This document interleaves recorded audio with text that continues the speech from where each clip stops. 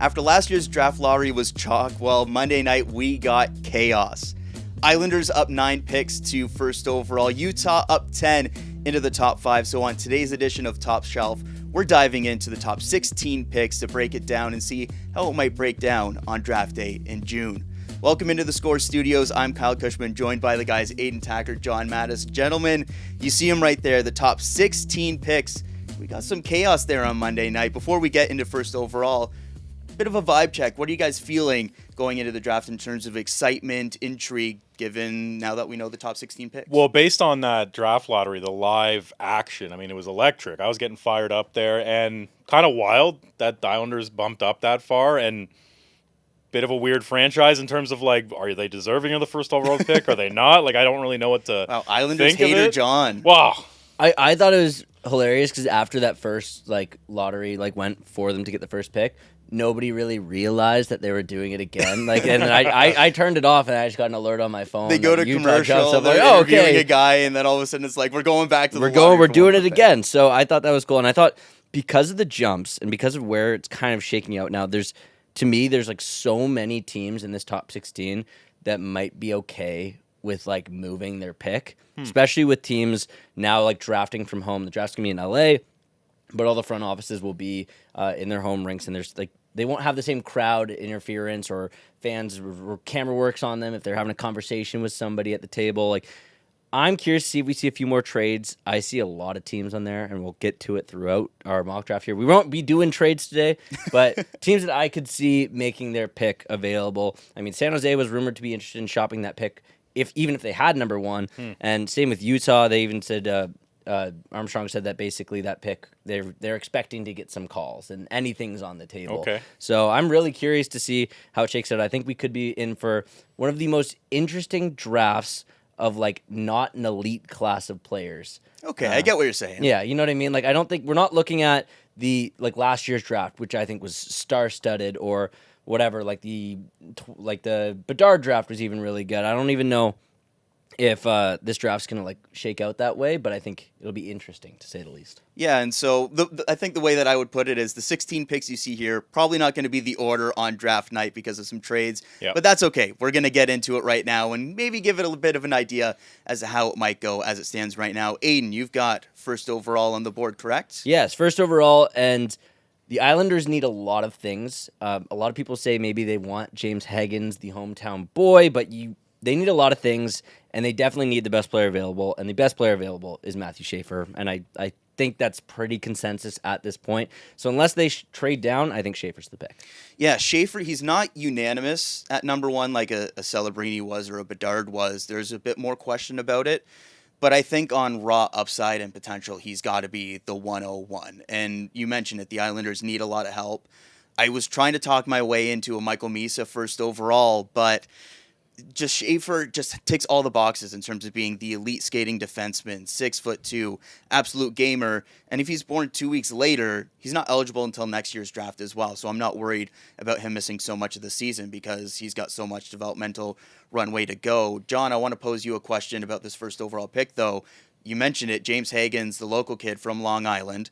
You've got Schaefer, who is the consensus first overall guy, and then Michael Misa, who scored 62 goals in the OHL. How much of a question do you think that this first overall pick will end up being? I mean, I think the Islanders don't need to overthink it here, and they just pick Schaefer. I feel like, and I'd have to do some research on this, but it feels like it's more difficult to get a number one defenseman for 15 years, like your rock, like a Drew Doughty, Erik Karlsson, whoever. It's more difficult to get that than a number one center, and I feel like here's your chance, and they just don't need to overthink it, because I feel like there is a bit of a slight tier where it's just Schaefer, at least in my mind, and then there's those forwards, and they're sort of in whatever order you want.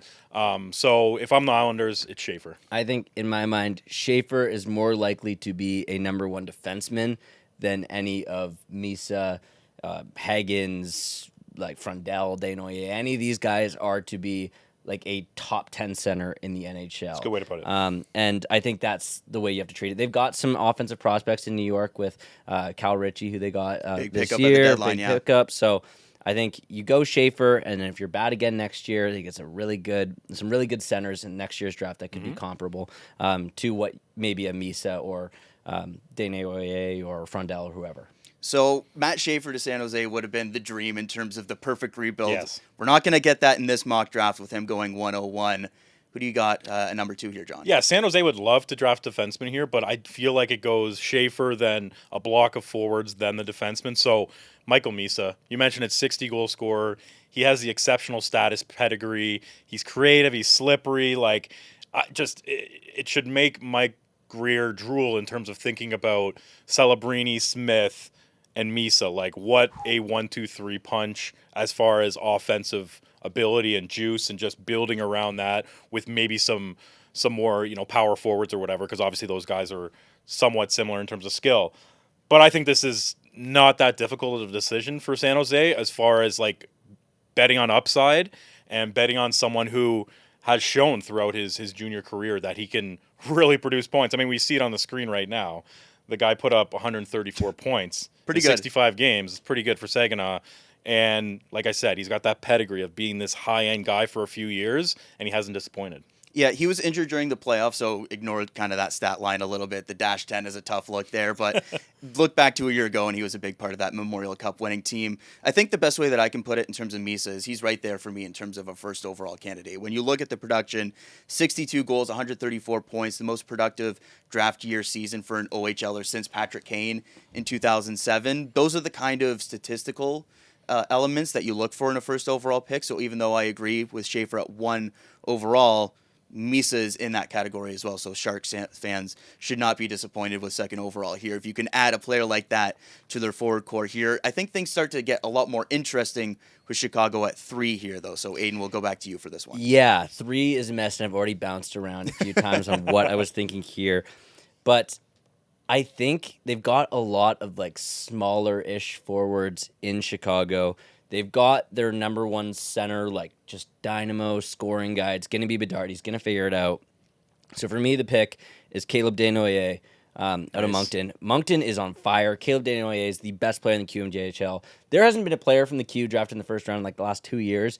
Desnoyers is going to change that. He is awesome. He is like leading the charge in the Q, and I think if they do go on to the Memorial Cup, I think that's really going to help his case here as well. He's 6'2", two-way center, brings like basically everything you would want from a number 2 center to your lineup. I think his floor is a number 2 center. His ceiling is probably a number 2 center as well, but a really good one. I think just he feels like Ryan O'Reilly, Sean Couturier to me, and I think you could convince me that it's Higgins or it's Martone here or Frondell. Chicago could surprise me here, but Desnoyers, in my opinion, is probably the most surefire guy to be in your lineup at least 12 months from now and making an impact behind Bedard. I really like that pick, where I don't think a lot of people are going to expect to see Desnoyers at number 3 here, but he ticks a lot of the boxes that Chicago needs, and you mentioned a Couturier type. I see him as kind of a Nico Hischier as well when you think about the dynamic that the Devils have with Jack Hughes and Nico Hischier. The Connor Bedard and Desnoyers could be an interesting combination there. I think there's an interesting question that the Blackhawks kind of have to decide here when it comes to this pick. And is Connor Bedard a center long-term? Because they've experimented with him on the wing a little bit. You mentioned the lack of size in the prospect pipeline up front. Oliver Moore, an undersized center. Frank Nazar, an undersized center. How many of those 3 are going to end up on the wing versus down the middle? And I was kind of thinking size, you go Martone. Center, you go Higgins. But you get the best of both worlds with Desnoyers there, so I really like that pick. And number 3, which shakes up the top 5 a little bit here with a couple big guys still on the board. So number 4, Utah jumps up. Who do they snag? Okay, so I feel like Utah could use a center here, so Higgins is right there. But I also view Higgins kind of similar to a Logan Cooley. And that's not an insult, but it's like you kind of have that guy already. I'd say it's a compliment, actually. It's actually a big compliment. But I really like Porter Martone here. So they could use a power forward. You look at their forward group in Utah. You got Cooley, Gunther, Doan, Hayton, Keller. Iginla. Iginla, like sure, there's some power game there, but there isn't that one 6'3", 200-pound guy that's part of that core that they're building up there. And I feel like Bill Armstrong, the GM there, if you look at how he's built the defense, he's got an eye on the playoffs and playoff hockey. And even in my discussions with him over the years, like he's not just building this team to sneak into the playoffs one year. It's like, he was there when the Blues won the Cup. Like he wants to build out a roster in that sort of image. So I feel like this makes sense fit-wise, and also arguably best player available. Obviously, James Hagen. You can also make that argument, but I really like the Martone fit in Man, Utah. what a win for Utah to jump up here. They were Right? so close to getting into the playoffs. I mean, handful of points, but they're right there in a weird Western Conference for the Playing years meaningful to come. games down the stretch. And they're going to add a top 5 prospect to this pool. And this is a team, I honestly feel so bad for Arizona right now because I don't think they won the lottery like once ever in Arizona. And now second year, I guess now in Utah, they're going to jump up 10 spots, which I think I like the Porter Martone pick there. And I think that forward group will be really, really solid. Yeah, Martone brings that size element.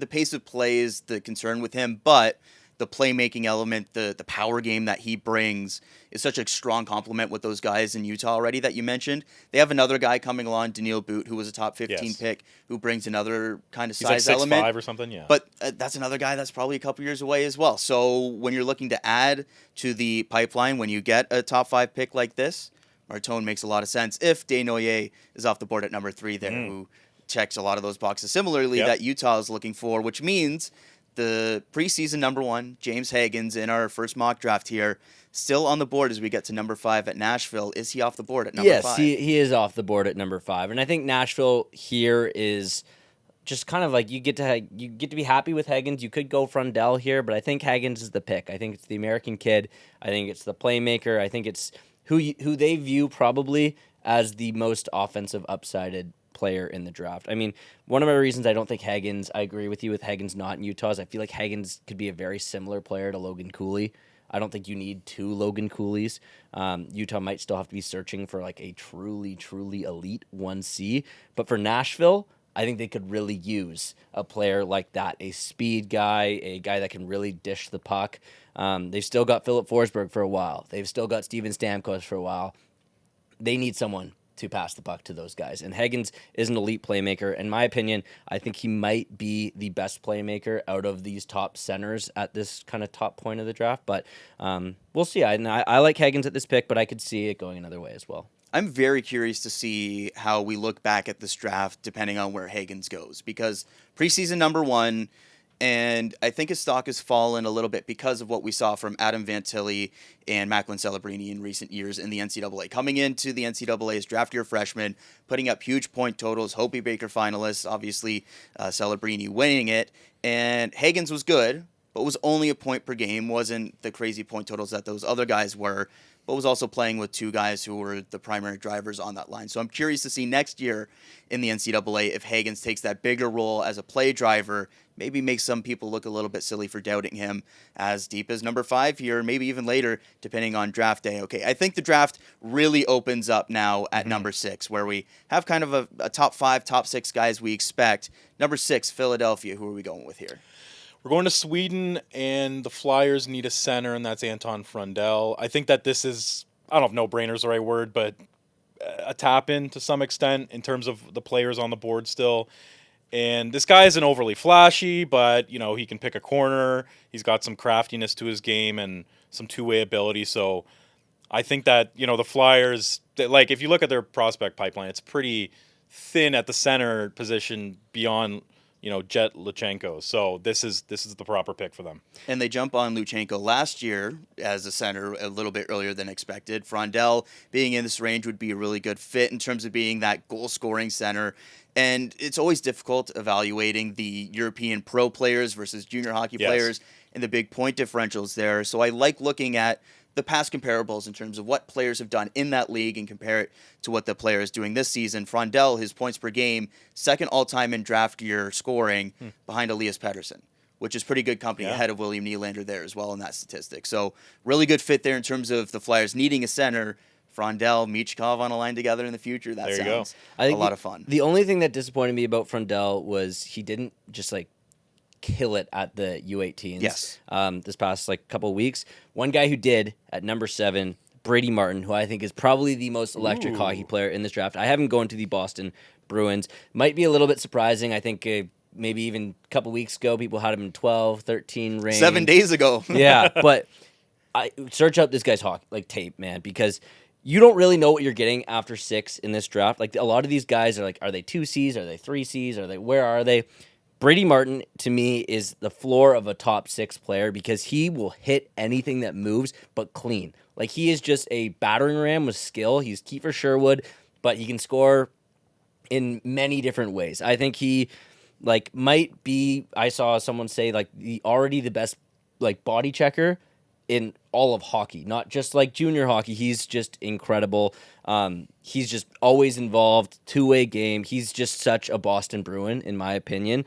They could go with a Jake O'Brien here or something like that, but I think Brady Martin's just like floor of being just like mean, aggressive, and like impactful every time he's playing is going to push him into that top, probably the top end of the second 5 players drafted in the top 10. We always see risers in kind of the end of draft phase to the draft day. Brady Martin is that guy for me as well. Canada's best player at the U18s, luckily to avoid suspension with that huge hit against Slovakia in the semifinals. But when you talk about Martin and just the relentlessness and competitiveness, he's the exact type of player that NHL coaches and general managers are going to fall in love with. I wouldn't be surprised if he's not on the board at number 7 and goes earlier on draft day. He's got that really intriguing combination of skills. He's only 6 foot and like 170-something pounds, but he plays like he's 6'5", 230. It's really, really impressive. He got kicked out of that semifinal game in the U18s for probably one of the biggest but cleanest hits. I've never seen somebody get kicked out for just like a hit because he hit a guy so hard that they just like felt bad. They're like, ferocious is the way I would describe his game. He is a battering ram and he's electric to watch on the ice. At 8 with the Kraken, I will go with a right-handed center in Jake O'Brien. And, at first I was like, I like Jake O'Brien here, but like, let's look at what the Kraken have in their pipeline, what's going on with them. I mean, if you look at their NHL roster and their prospects, literally the only 2 right-handed shooters, like guys who actually shoot the puck, don't play make as much, Shane Wright and Jagger Furcus. That's it. Wow. In terms of high-end guys, I mean, there's obviously some other guys, but like, they're really lacking for right-handed shots. So I know, like, at this point in the draft, you don't necessarily like pick for that specific need, but I feel like it's an element for sure. Yeah, but exactly. Like at the end of the day, you need right-handed shots in your forward group, and I just feel like Jake O'Brien at 8 is totally fair too in terms of like best player available discussion. So I really like that fit.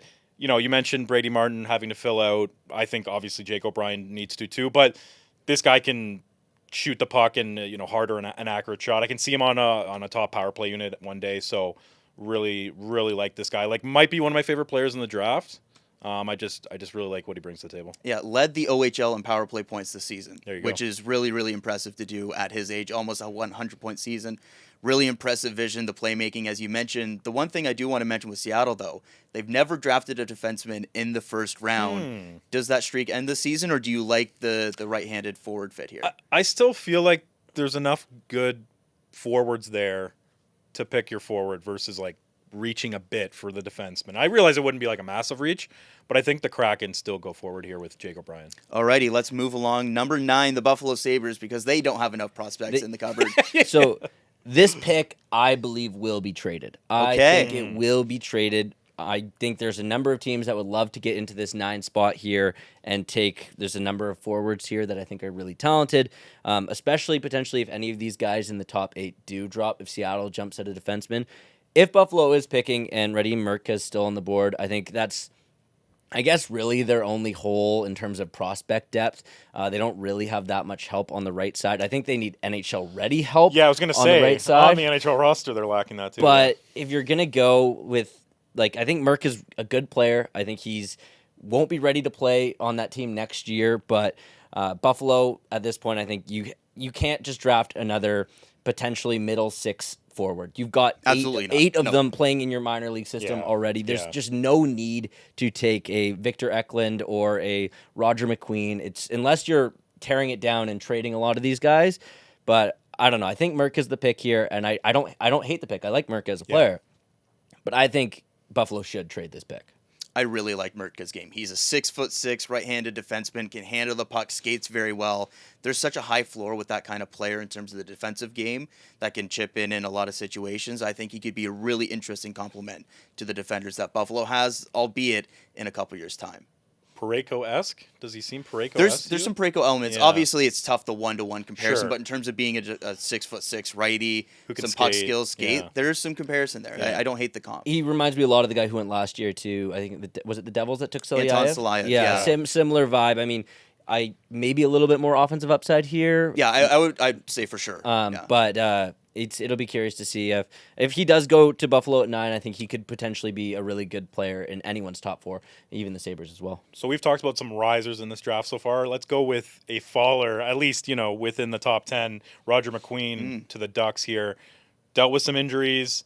And, not the greatest draft year in terms of on-ice results. But I think that the Ducks are an interesting fit here where Pat Verbeek likes to zig when everyone's zagging or zag when everyone's zigging, whatever that saying is.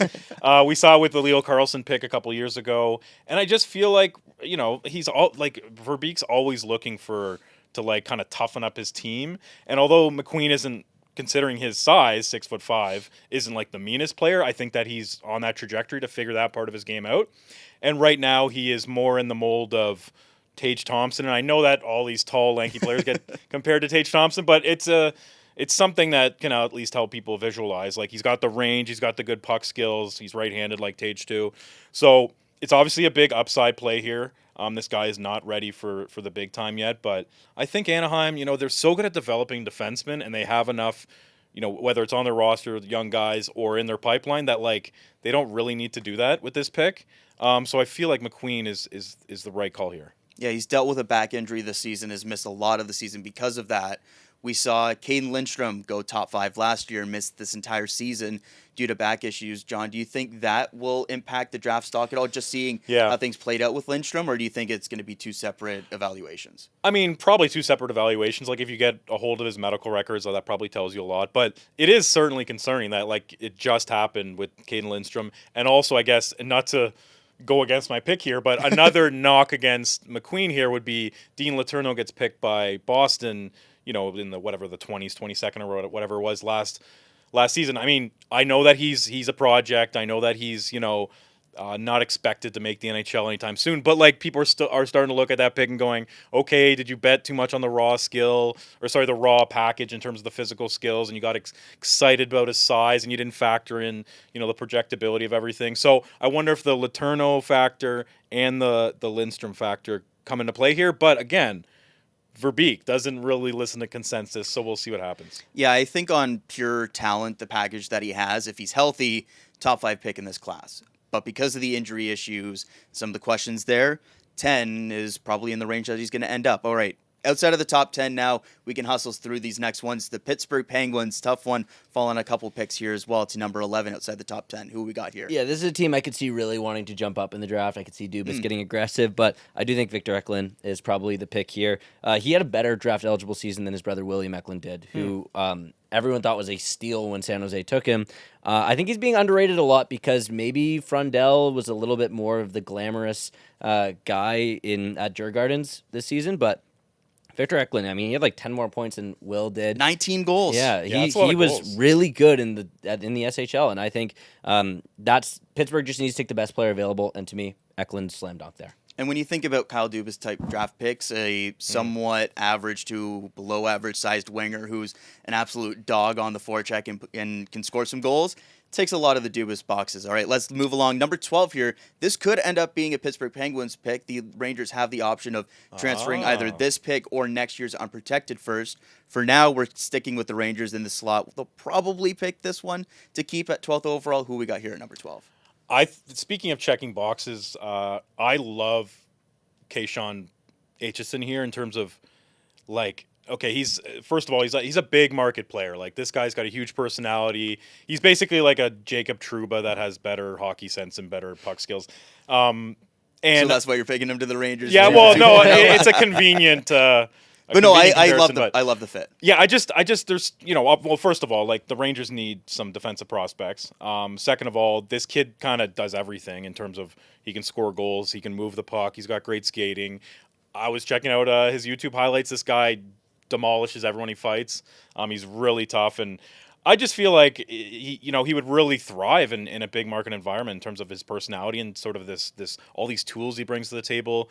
If I'm the Rangers, like it's almost a no-brainer to me. This stat could be wrong, but I'm pretty sure he led all CHL players in overtime goals this season. I think so, yeah. I think I saw this, and he's got a couple in the playoffs, and the sellies are crazy. The goals, he's just the energy showtime, there. showtime. He's completely showtime, and he's good too. He's not. He's a fan favorite waiting. He's to not happen. Matt Rempe, right? Like No. he brings Wow, a lot to the Rangers table. hate so far. Truba, Rempe, but no, I love him. 26 goals, battering at Ram defenseman. He I think the rules. way that I describe him best is throwback defenseman. If you think of an Yeah. 80s quintessential like 80s defenseman, that's Cushman Aitchison. Really, really fun player who, again, similar to Brady Martin, we talk about guys rising up because GMs fall in love with them. Wouldn't be surprised to see Aitchison's name even a little bit higher than this. 100%. 13 for me here to the Red Wings. They do weird things every year at the draft. I don't think Lyndon Lankovic is a weird thing, really. I think he's really talented, 6'4", not the greatest statistical output this season, but when Played on a really bad team. Yes, but I wouldn't consider him. He's 6'4". You see the size. He's not a power forward. He is. I mean, he's got the size. Maybe he can develop that a little bit, but he is very skilled, very technical. He's closer to Tage to me than he is to Juraj Slafkovsky, and I think Lakovic could be a really good pickup for the Red Wings. I think he could be a guy that could probably play in the NHL like a year from now because he's big, because he's fast. He might need to be sheltered a little bit. But the Red Wings just need to go. They need to change it up. They've taken a lot of smaller guys in recent years, especially in the forward department, and like Nate Danielson and Marco Kasper. Some high floor, low ceiling types. Exactly. You're not getting a first-line center at this point of the draft unless you're like hitting a jackpot on someone. You need a guy that's going to make an impact on this team when the Patty Kane and the Vladimir Tarasenko's, when those contracts run out. You need a guy that's going to slot into that top six, and I think Lakovic could be that guy. Let's continue on. Number 14, the Blue Jackets. Oh, I'm gonna spice things up here by picking a goalie. Ooh, Ravensburgen. okay. Yeah. Joshua Ravensburgen. So part of my rationale is just it's kind of fun to throw a goalie in there. It's always fun. But second of all, like Columbus has had such trouble with their goalies of late. I mean, they're kind of stuck with Merzlikins given the contract that they've given him. Tarasov hasn't worked out. And they've got 3 prospects that are decent, Greaves, a couple other guys, but I feel like it's worth going with the quantity here in terms of one of them hitting as a starter, and I feel like Ravensburgen gives you that best chance in terms of the goalie crop here, and then also, like I said, adding him to a stable of prospects, and just they've got to figure out their goaltending long term, and this might be a way to do it. It's the biggest area of weakness in the prospect pool. They also have a second first-round pick from the David Right. Jiricek trade, so that helps supplement it to justify using a first-round pick on a goaltender. He's a great story. 6'5" kid, very raw goaltender. Went undrafted in the WHL, might be a first-round pick here in the NHL. And when you talk about a lot of those Blue Jackets guys, a lot of those goaltenders are on the smaller side. Yeah. Ravensburgen isn't that at a 6'5" giant. Would be very fun to see the first goaltender in the first round in a handful of years here. So let's continue on. Number 15. Finally get back to some, we finally get some Canadian content here with Vancouver at 15. Yeah, the Canucks need a lot of things. They need a lot, but I think with the uncertainty around Tom Willander, the guy they took in 2023 in the first round, and even the uncertainty with Quinn Hughes, they could be entering a really weird period in Vancouver. And in my opinion, you want to start stocking the defensive cupboards here. I think if you move out Pettersson or you move out Hughes, if that happens, you're probably going to be really bad, and you're probably going to be able to find a 1C or a 1D. But you need those top 4 defensemen, and I think that is Jackson Smith. And I think Jackson Smith he's a good defenseman. He's not a great defenseman. He's not going to be a number 1 guy. He could be a number 2 guy. He could play there for sure, but I think he's pretty safely going to be an NHL player in my books. He's big. He can skate. The offensive upside isn't crazy, but I think he's a quality player, and I think it makes sense to the Canucks here. I really love that fit. Jackson Smith is a player that I really like in this class in terms of being that all-around defenseman who can jump in the rush and activate in the play, can skate very well so he can defend the rush as well, and break the puck out and carry the puck. There's a lot of elements to his game that are very intriguing, and you talk about Matt Schaefer at number 1, and then there's a group of 2, 3, 4, 5 defensemen who could interchange at defenseman 2 versus defenseman 5 on the board. And we talk about a handful of them here. I could see any of them interchangeable 100%. in this draft I board. thought I considered Smith in the same spots that I considered Mertka Exactly. and Aitchison and I wouldn't be stuff. surprised to see him at number 8 to Seattle. I 100%. think that'd be an interesting fit. And so we continue on the last pick here because the Vancouver Canucks can't draft somebody to protect their passwords. Number 16, the Montreal Canadiens, rounding out our top 16 here with the Calgary Flames first round pick. Yeah, I'm gonna go with the hottest prospect in hockey right now, Ooh. Reshny. This guy, excellent second half, excellent playoffs for Victoria, excellent U18s. This kid is on fire, and I just feel like Montreal has such a deep prospect pool. Pretty much every position is spoken for. They're on the rise with their NHL team. I think you take this kid that kind of brings a little bit of everything to the table. I really like Reshny, and I look after if Suzuki's your 1C for the future. Reshny has I think a pretty close comparable for him to me is maybe like Alex Newhook. He might be a little bit better than Alex Newhook too, and maybe he has the potential to be your number 2C, your dynamo 2C to play behind your two-way guy in Suzuki. Or if not, he's, I think, pretty safely going to be a good player in anyone's top 9. Might transition to the wing, but he's skilled, he's fast, he's a really good, at least on the offensive side of the game. It'll be interesting to see how he translates into the NHL level because he's a little undersized, but I really do like Reshny here. Yeah, people assume that undersized centers are just going to become wingers at the next level. Reshny is one of those guys that I do think can stick down the middle because of his two-way intelligence, because of his playmaking, one of the best pure playmakers in this draft class, and one of those guys that, because of the size, might fall a little bit deeper, but 16 Montreal, that's a really interesting fit when you think about the forwards that they've needed. They drafted 2 forwards in the first round last year. Michael Hage had a really good season at Michigan. Obviously, Ivan Demidov speaks for himself. And so they've got back-to-back picks here. We're not going to get to the 17th overall pick here today, which they have as their own, but they've got back-to-back picks here in this current draft. Can you trade that for somebody? Can you draft back-to-back players and add maybe a couple more forwards or add to the defensive pool? There's a lot of routes that the Habs can go at the end of this top 16. And so that does wrap up the top 16 picks here. I really like the draft board that we have here. Some fun picks, some surprising picks in this mix. Quickly to both of you guys, was there a particular prospect that you have as kind of like your favorite for the class? John, I know you mentioned Jake O'Brien there. Yeah, non-Jake O'Brien edition. I mean, I like Aitchison a lot. It's one thing to be sort of an entertaining player on the ice, but he also brings it off the ice, and I just feel like, that's rare to see at such a young age, and I feel like he's going to be like one of those guys where you see him in commercials, and he's like, giving good post-game sound bites and stuff, and I realize that doesn't necessarily affect where he gets drafted, but I like his story. It's the media guy coming. Yeah, exactly. I'm getting excited to talk to him, basically. Yeah, I obviously I love Brady Martin. Another guy who had a really good U18s that I like. I don't think he'll go till the second round because he's 5'7" is LJ Mooney.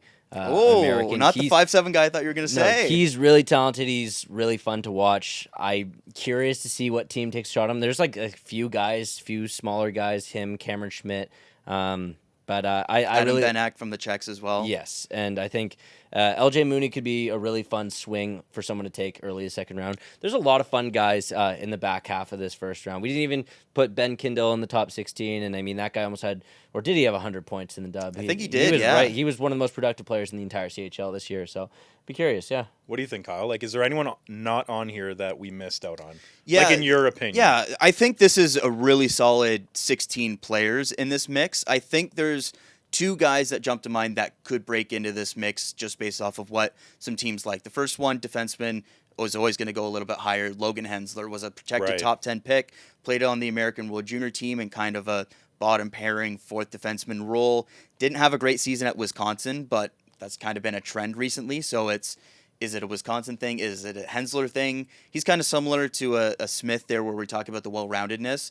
There's a well-roundedness, but I think unlike Jackson Smith, there isn't really a big standout trait, so that might drop him a little bit later. But as a 6'2" right-handed defenseman who skates well, there's always going to be an appetite for that. The one that jumps off the page to me is somebody that I think is going to rise a little bit during this draft cycle is Justin Carbonneau out of the QMJHL. 46 goals this season, 6'1", so it's not like he's some small scorer, plays with some power in his game, really fast skater, hard shot as evidenced by the 46 goals. I could see the team being convinced that he's going to be a top 6 impact player and jumping on him earlier. For what it's worth, I have Carbonneau 17 to the Hey, half. there you okay, And okay. then Hey, I Don't said need we're to not doing brag. 17th Don't here. need I to said we're brag. not and then doing it. 18 to my Flames, they take the Hitman boy, Ben Kindle. But This that's guy- what This I guy's got. got all Just letting 7 you rounds know. figured out Exactly. already. Yeah, I mean, that's all I got to watch right now. Yeah, So. the last guy I want to mention here just quickly before we get out of here is Carter Bear, lacerated Achilles, 40-goal season in the WHL. Without that injury, I think he's probably looking at being a top 12, top 13 pick. But because of that injury, a lot more question marks when it comes to where he's going to slot in the draft and a range of the draft that is very tight overall. So that's going to do it for this edition of our mock draft. If you're looking for more draft coverage, you can find it on the Score app. My personal mock draft is live on the Score today. I go over the top 21 confirmed picks because we're not cowards on the Score app like we are here doing only the top Cowards. 16. And of course, it's a very fun time in the NHL and around hockey with second round of the Stanley Cup playoffs underway, PWHL playoffs underway. You can find a lot more analysis on the Score app there. So that's going to do it for this edition of Top Shelf. I'm Kyle Cushman for Aidan Thakkar, John Matisz, everybody behind the scenes. Thank you for tuning in to this special mock draft edition, and we'll see you next week.